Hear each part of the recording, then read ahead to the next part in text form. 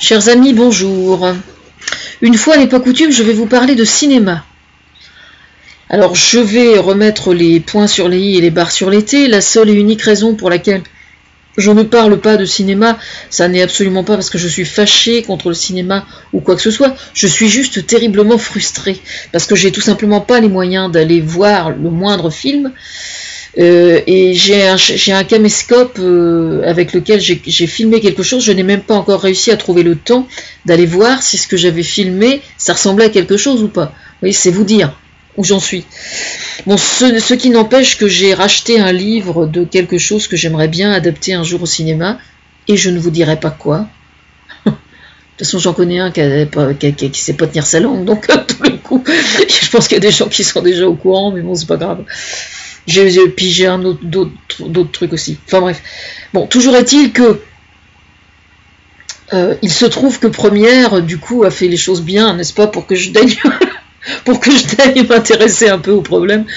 Donc je viens de voir sur le portail de Yahoo Charlie Chaplin Charlie Chaplin n'était pas un ange et si drôle que ça, tout compte fait, c'était quelqu'un d'absolument terrible. Et donc il avait des pratiques sexuelles douteuses, paraît-il. Alors, je rigole parce que je vois la manipulation est vraiment... Bon, bref, glissons. Bon, alors, à savoir, est-ce que Charlie Chaplin avait des pratiques douteuses ou pas? Dégradantes, douteuses et dégradantes. Alors, c'est un truc qu'ils ont retrouvé dans une banque, je sais pas où, paumé dans un coin des États-Unis, je sais pas où exactement. Alors, qu'est-ce que c'est qu'avoir des pratiques sexuelles douteuses, déjà, douteuses et dégradantes? Ça ne veut rien dire. Je veux dire, par définition, c'est un jugement qui est complètement subjectif. Je veux dire, par exemple, une femme qui est complètement frigide et qui déteste le sexe va avoir du mal à accepter des relations sexuelles extrêmement classiques, par exemple.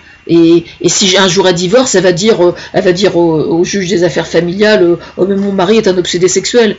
Je veux dire, c'est complètement subjectif, ça ressemble à rien, quoi. Voilà. Parce que c'est quand même... Bon, effectivement, il avait 35 ans et elle avait 16 ans et demi, et donc elle s'est retrouvée enceinte, et pour ne pas aller en prison, lui, il l'a épousée, en lui disant, je peux pas faire autrement, c'est ça ou la prison, mais de toute façon, je vais tellement t'en faire voir que tu vas être malade, et que donc tu vas demander le divorce. Donc il l'a épousée contre son gré, parce qu'il était contraint. Alors, à la question est-ce que Charlie Chaplin était quelqu'un de bien ou pas, je tiens juste à rappeler pour ceux qui ne savent pas les conditions dans lesquelles Charlie Chaplin a commencé sa carrière. Il avait une maman qui était chanteuse de music-hall, je crois, en Angleterre. C'était une famille extrêmement pauvre, vraiment, vraiment extrêmement pauvre. Et c'est quelqu'un qui, de toute évidence, avait eu une enfance vraiment extrêmement malheureuse. Et puis un jour, sa mère se produisait sur une scène, et comme elle allait pas bien, et que elle était vraiment complètement... je sais pas, peut-être qu'elle buvait aussi, je sais pas exactement, mais bon, toujours est-il qu'elle allait vraiment très très mal, et donc ce qu'elle produisait sur scène était pas bon, quoi. Et donc les gens ont commencé à lui balancer des tomates, à lui balancer des trucs à travers la tronche et tout. Et donc Charlie Chaplin, quand il a vu que sa mère était en train d'en prendre plein la gueule, eh bien il a monté sur scène, et il a fait le spectacle à la place de sa mère. C'est-à-dire qu'il a pris sa mère par la main, donc il était tout jeune, il avait, je sais pas, 7-8 ans peut-être, 10 ans, je sais pas exactement. Mais c'est un reportage que j'avais vu il y a quelques années sur Charlie Chaplin, et donc il a demandé à sa mère de sortir sur scène, et lui s'est collé sur scène, et il a fait le numéro à la place de sa mère, il a sorti des conneries spontanément, quoi. Donc il l'a fait pour protéger sa maman, voilà. Bon, ensuite, il a eu des galères absolument épouvantables. Je crois d'ailleurs que, si mes souvenirs sont bons, il me semble qu'il a même pas... Enfin, son père ne vivait même pas avec eux, il voyait de temps en temps, enfin, c'est quelqu'un qui a eu une enfance complètement pourrie, quoi. Vraiment complètement pourrie. Voilà. Bon. Alors, évidemment, à partir du moment où un enfant a une enfance complètement pourrie, c'est vrai que dans sa jeune vie d'adulte, dans les années où ça se produisait, c'est clair que ça devait pas être facile. Voilà. Donc une fois qu'il a fait un enfant à cette jeune femme qui avait 16 ans et demi, il a demandé à la jeune femme de faire un avortement alors que c'était interdit. Donc elle a refusé, et donc pour pas aller en prison, bah il s'est proposé de l'épouser. Je connais des gens très bien à qui c'est arrivé, moi, et puis il se trouve que ça a bien évolué. Mais bon, il n'empêche que mes beaux-parents, c'est exactement ce qui leur est arrivé. Mais bon, il se trouve qu'ils s'aimaient. Alors bon, le mariage a tenu, mais bon, il arrive que des jeunes se marient parce que la femme tombe enceinte et que ça se passe bien, ça arrive quelquefois. Voilà. Bon, toujours est-il que c'est vrai que quand même, je dois reconnaître que quand on voit la suite de sa vie maritale, c'était quand même un homme qui était quand même assez prédisposé à aimer la chair fraîche. C'est le moins qu'on puisse dire. Sans que ce soit, c'était pas un pédophile, c'est pas ce que je veux dire. Mais quand même, il y avait quand même toujours une très grande différence d'âge. Hein. J'ai remarqué ça. Mais bon, et c'est vrai que quelqu'un qui est complètement bousillé, par définition, il avait pas il a jamais eu comme modèle un couple stable. Donc effectivement, bah du coup, faut tout inventer quand c'est comme ça et c'est difficile. Voilà.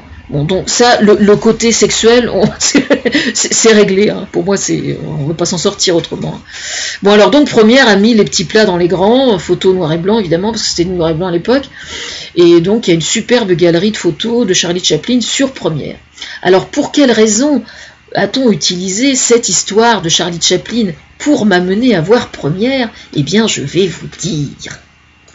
C'est parce que j'aime beaucoup Jamel. Là, à ce niveau-là, ça n'est plus défoncer une porte ouverte. Hein. On est bien d'accord. Je manque singulièrement d'imagination aussi quand je dis ça. Mais bon, il se trouve que j'ai dit, moi, à Thomas, il y a longtemps, je ne sais pas combien de temps, avant qu'il ait eu idée de faire son film, je pense. Non, après. Juste après, enfin j'en sais rien, on s'en fout, c'est pas grave. Mais toujours est-il que j'ai dit à Thomas que Jamel c'était Charlie Chaplin.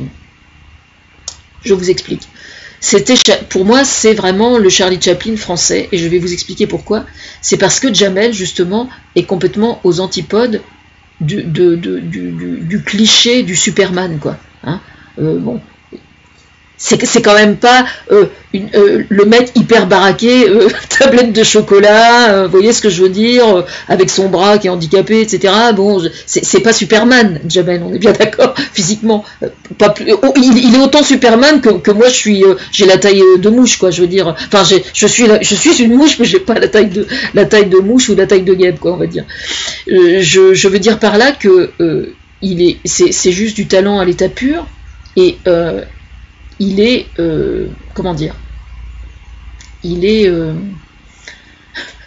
je rigole parce que il y a quelques années, c'est déjà arrivé qu'ils viennent parler avec moi sur Twitter. Si, je me souviens.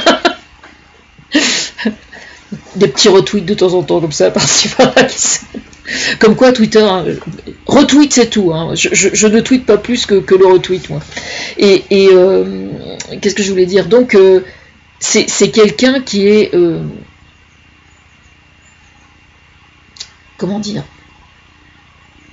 il a un enthousiasme tellement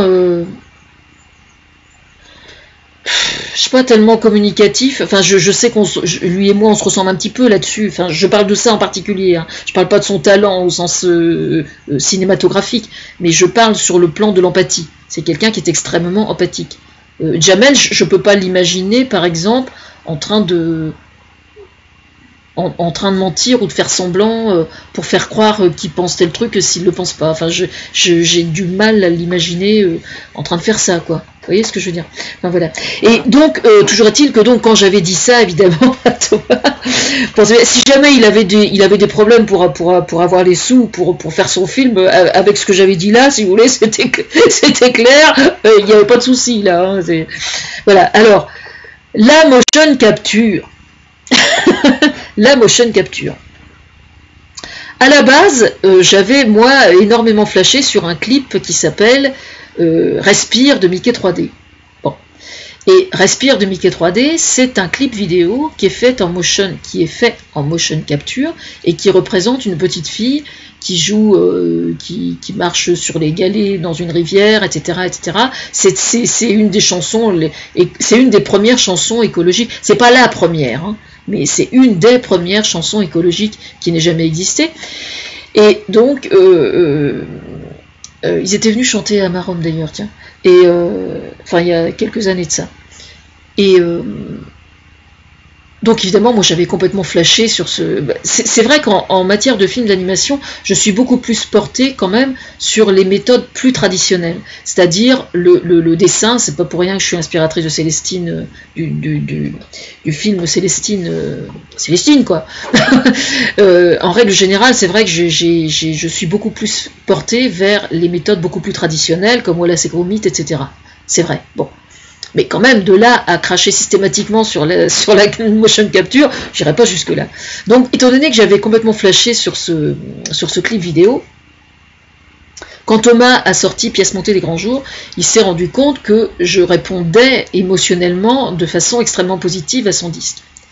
Donc, une fois qu'il a eu, je sais pas, au bout de quelques semaines, qu'il a vu que je commençais à digérer, parce que moi j'étais complètement traumatisée quand le disque est sorti, hein, parce que comme j'allais extrêmement mal, c'était un traumatisme positif, mais un traumatisme quand même. Bon bref, toujours est-il que au bout de quelques semaines, quand il a vu que je relevais vraiment le nez, et que c'était plus que du bonus, quoi, là il s'est dit, j'embraye la seconde. Et donc là ensuite il a fait le clip 2 pieds, la chanson 2 pieds étant inspirée de la personnalité de mon papa. Voilà. C'est la raison pour laquelle Thomas Fersen porte des lunettes avec un seul verre, parce que mon père avait un œil de verre. Voilà.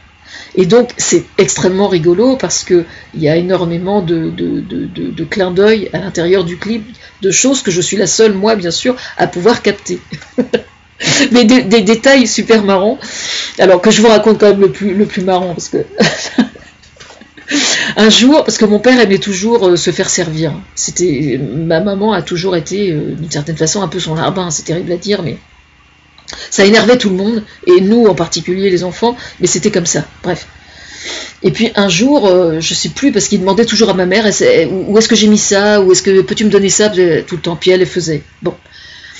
Et puis un jour, elle en avait ras-le-bol, et il y a un copain qui rentre chez eux, et il avait envie de lui payer un café. Et puis ma mère était en train de partir faire les courses ou je ne sais quoi, et elle lui a dit, elle l'a envoyé chier, quoi, elle lui a dit démerde-toi, quoi.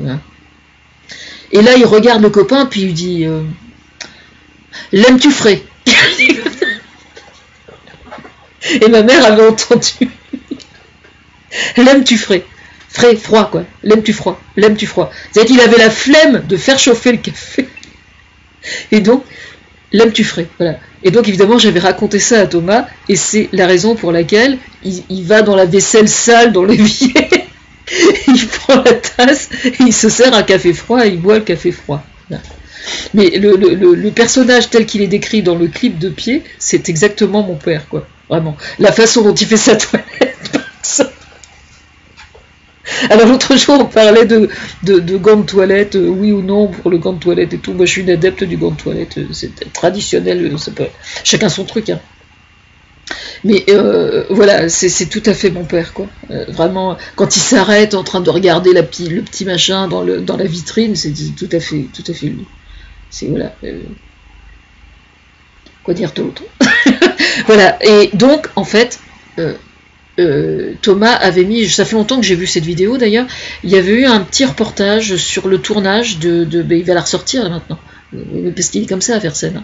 Il va sortir maintenant le petit reportage où il a tourné le clip 2 pieds avec le motion capture. Ça se passe dans un gymnase, et donc c'est une toute petite entreprise qui avait fait ça. Peut-être que c'est eux qui ont fait le film, peut-être qu'ils ont bossé sur le film de Jamel, je sais pas exactement, mais c'était donc exactement ça, c'est-à-dire qu'il avait des petits capes, il était tout en noir, c'était pas très sexy, mais bon, avec plein de petites pastilles absolument partout, et puis donc comme c'est montré dans le film, c'est le principe même de la motion capture, voilà. Maintenant, c'est tout. Mais le film de Jamel, j'ai vu l'autre jour parce qu'il était invité à Vivement Dimanche, donc j'ai vu le reportage. Je trouve ça super intéressant et j'ai très envie de le voir. Pourquoi j'ai pas tué mon père? Alors que je vous explique ce qui est très bizarre quand même. Alors je sais pas si le film a été inspiré de ce que je vais vous raconter, mais il se trouve que nous, on avait eu mon père avait toujours un chien, parce qu'il était chasseur, et ils avaient la manie d'avoir une chienne. À chaque fois que la chienne avait des petits, ils gardaient toujours, ils donnaient les chiots, et puis celui qu'ils gardaient, il le gardait pendant quelques mois, et puis après il le mettait dans un chenil. Bon, moi j'aimais pas ça, mais bon, bref, c'était comme ça. C'était l'habitude. Et puis figurez-vous qu'un jour, la chienne en question a eu 5 chiots, et alors il y avait 4 chiots qui étaient grassouillés comme c'est pas permis, magnifiques, qui faisaient, je sais pas, 10 cm, enfin vous voyez, des chiots parfaitement sains, quoi. Et puis il y en avait un 5e, complètement rachot, tout maigrichon, minuscule, enfin, le petit crevard, quoi, vraiment, hein, c'était vraiment... Et alors, ce qui était vraiment hallucinant, c'est que il buvait, et puis il grossissait pas. Il n'a jamais eu de poils, quasiment. Et alors, ce qui était absolument incroyable, c'est que tout le monde voyait ce qui se passait. Et à partir du moment, autant avec les autres chiots, on faisait attention de les dresser, pendant qu'on mange, on donne pas à manger et tout, on était hyper sévère avec les autres chiots tant qu'ils n'étaient pas donnés, autant lui, on lui passait tous ses caprices, parce que on disait de toute façon, demain il sera mort, quoi. Il va pas vivre, c'est sûr, il va pas vivre. On laissait faire la nature, quoi. Le problème, c'est que lui, il n'avait pas du tout l'intention de mourir. Mais alors pas du tout. Et donc en fait, c'est le chien auquel mon père a été le plus attaché pendant toute sa vie. Et c'était vraiment incroyable. Je crois que j'ai rarement vu un chien aussi laid, hein, pour être tout à fait franche. Il avait un peu de poils blancs sur les côtés. Il avait un poil très rare et très laid particulièrement. Mais ce chien était super intelligent par contre. Je me souviens quand j'allais acheter des œufs chez la voisine, par exemple, il avait l'habitude de marcher plus vite que moi, et donc à chaque fois je râlais, je lui disais tu pourrais m'attendre. Alors il s'asseyait sur son cul, et puis il attendait que j'arrive à sa hauteur. Puis après il repartait à marcher, puis il marchait plus vite que moi. Je lui disais mais tu peux m'attendre quand même, non? Donc il s'asseyait, puis il attendait que j'arrive à sa hauteur. Et c'était un chien incroyable, quoi. Et en fait, c'est exactement ce qui se passe dans le film Pourquoi j'ai pas tué mon père. Alors, je sais pas si c'est une coïncidence, probablement, je sais pas exactement. Je sais que c'est issu d'un livre, mais bon, je pense que c'est un thème, c'est des choses qui arrivent. Tous les gens qui élèvent des animaux, il leur arrive des trucs comme ça. Mais c'est vrai que c'est extrêmement troublant de voir à quel point, dans une nichée, quelquefois, et ça arrive aussi dans les familles, un enfant, on a plusieurs enfants, et puis il y en a un qui va avoir plus de difficultés que quelqu'un d'autre, et celui qui va avoir plus de difficultés que quelqu'un d'autre, je pense, moi, va développer, quelquefois, pas toujours hélas, mais quelquefois va développer des capacités intellectuelles bien spécifiques, qui relèvent de l'inconscient, je pense. C'est vrai notamment aussi selon les traumatismes qu'on subit. Moi, par exemple, qui ai été une victime de pédophile quand j'étais enfant, j'ai souvent cru, et je le crois encore, que l'hypersensibilité qui est mienne, hein, parce que je suis hypersensible, je l'assume, je pense qu'elle est liée aussi. Bon, il y a mon caractère à la base, c'est sûr, mais je pense que quelqu'un qui subit un traumatisme, le cerveau comment dire, le cerveau fabrique un peu comme une sorte de boîte à outils intérieure, boîte à outils de laquelle il faut apprendre à se servir, bien évidemment. Et puis du coup, on transforme. À partir du moment où on est conscient que cette boîte à outils existe, eh bien, on utilise la boîte à outils pour transformer la souffrance qui a été induite par le traumatisme. Voilà. Et du coup, on peut s'en sortir. C'est à ça aussi que servent les rythmes scolaires. C'est que justement, les rythmes scolaires, de façon inconsciente, vont communiquer avec la boîte à outils en question, et donc, l'enfant qui est en échec scolaire ou qui a des difficultés ou qui est harcelé ou quoi que ce soit, va d'autant plus être apte à détecter ses outils internes que on lui aura proposé des choses diverses. Voilà. Et arriver à faire la promotion du film de Jamel, de Charlie Chaplin et des rythmes scolaires dans la même vidéo, franchement, si ça, c'est pas de l'art, eh bien, il faut m'expliquer ce que c'est.